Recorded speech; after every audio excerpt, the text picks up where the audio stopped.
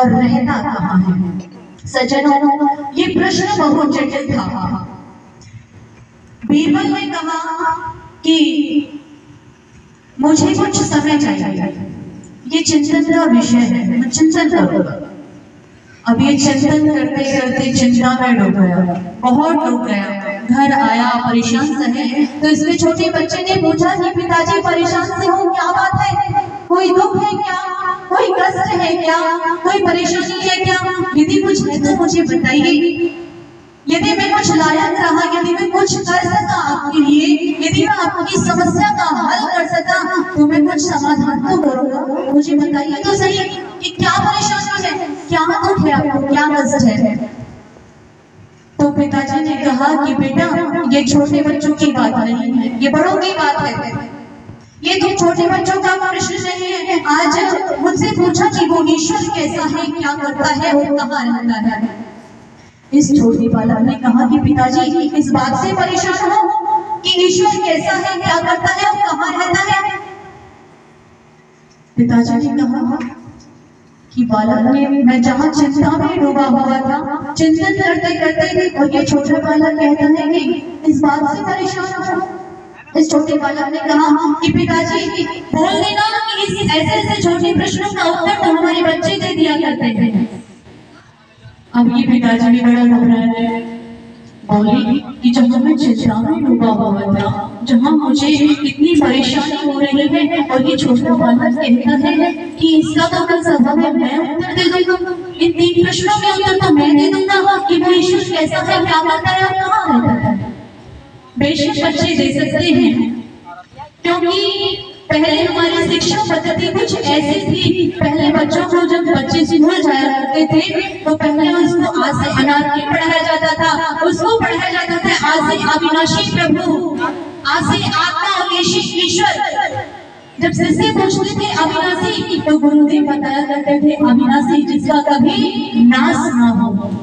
ये बचपन में ही सीख लिया करते थे बच्चे कि आत्मा का परिचय, परमात्मा का परिचय, अध्यात्म का परिचय और अध्यात्म की बात।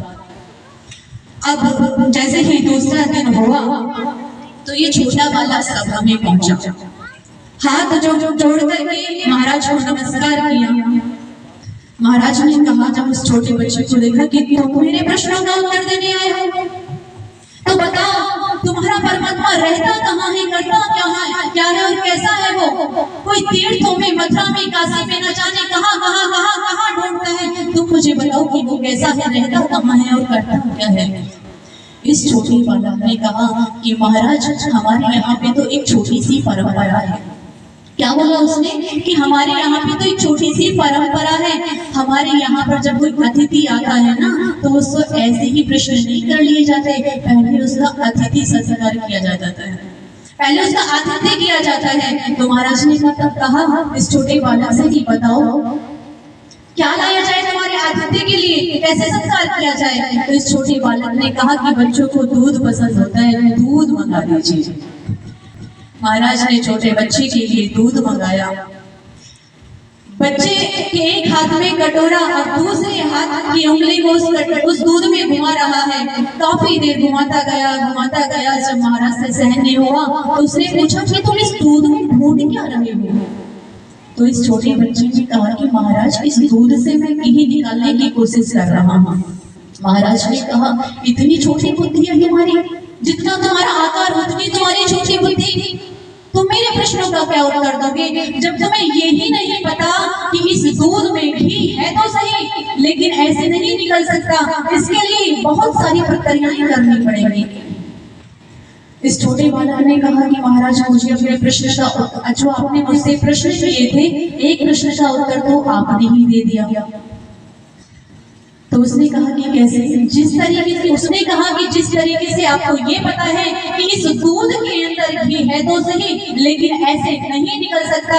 पहले दूध को गर्म किया जाता है, फिर ठंडा किया जाता है, फिर उसमें थोड़ा मट्ठा डाल के उसे जमाया जाता है, फिर उसकी दही बनती है, फिर उसे भिगोया जाता है, हाँ जी, फिर उसको गर्म किया जाता है, फिर इत्यादि प्रक्रियाएं करके घी निकलता है। कुछ ऐसे करके उसने प्रक्रियाएं बता दी।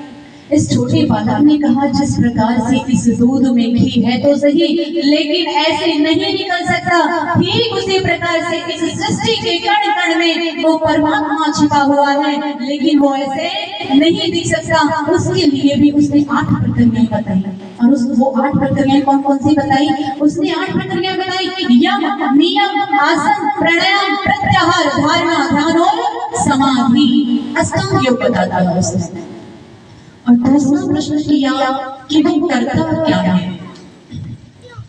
तो इस छोटे बच्चे ने फिर अपना दिमाग दौड़ाया और कहने लगा कि महाराज, जब परमात्मा का विषय चलता है ना, हमारे यहाँ पे छोटी सी परंपरा और है, जब हमारे यहाँ पर कोई परमात्मा का विषय चलता है, जब परमात्मा की चर्चा को सुनते हैं तो ऐसे नहीं सुनते, पहले उसको ऊंचा आसन दिया जाता है और जो सुनने वाला होता है वो नीचे बैठता है। इस महाराज ने कहा कि ठीक है। महाराज नीचे उतर गए और इस छोटे बालक को अपनी ऊंची गद्दे पर आसन पर बैठा दिया। हाथ जोड़ करके महाराज पूछता है इस छोटे बच्चे से कि अब मुझे बताओ कि वो करता क्या है। इस छोटे बालक ने कहा कि महाराज, अब तो तुम्हें ही पता लग गया होगा कि भगवान क्या करता है, कि ऊपर वाले को नीचे और नीचे वाले को ऊपर। यही तो करता है मेरा परमात्मा। ना जाने कब रंग को राजा और ना जाने कब राजा को रंग बना दे, ना जाने कब सुदामा के भंडारे भर दे और ना जाने कब अहंकारियों को धूल में मिला दे। यही तो करता है मेरा परमात्मा। अब इसने तीसरा प्रश्न कहा कि हम परमात्मा को प्राप्त कैसे करें।